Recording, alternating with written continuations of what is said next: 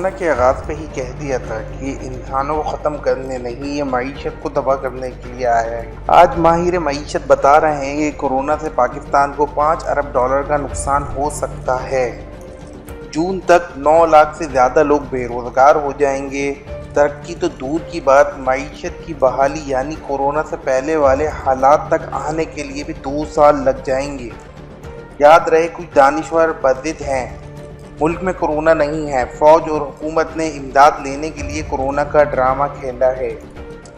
امریکہ کے معاشی ماہرین کے مطابق دنیا کو اب تک مجموعی طور پر $2000 ارب کا نقصان ہو چکا ہے۔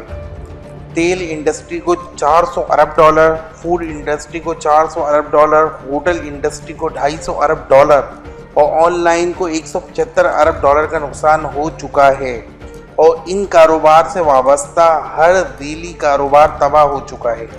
چین کی معیشت کو $200 ارب، امریکہ کو $175 ارب اور پورے یورپ کو $600 ارب کا نقصان ہو چکا ہے۔ انڈیا کو 3 ہفتے میں $125 ارب کا نقصان ہو جائے گا۔ اب تک 3 کروڑ لوگ بے روزگار ہو چکے ہیں۔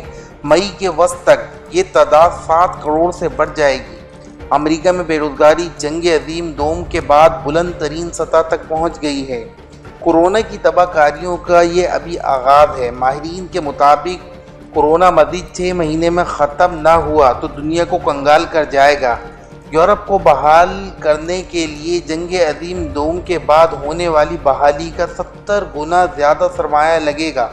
امریکہ میں جون تک قابو نہ پایا گیا تو 2 لاکھ لوگوں کو نکل جائے گا۔ 30 لاکھ لوگ بھوک اور فوڈ کی ترسیل نہ ہونے سے مر جائیں گے۔ یورپ اور امریکہ میں خودکشی اور طلاق کی سطح تاریخ میں سب سے زیادہ بڑھ جائے گی۔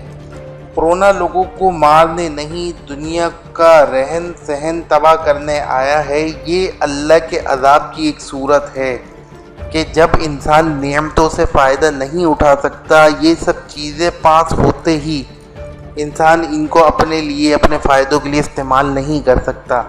IMF اور ورلڈ بینک پہلے ہی کہہ چکے ہیں کہ جو ممالک کورونا وائرس کی وجہ سے متاثرہ ہوں گے یا جہاں مالی بحران ہوگا، ہم ان کو قرضے دیں گے۔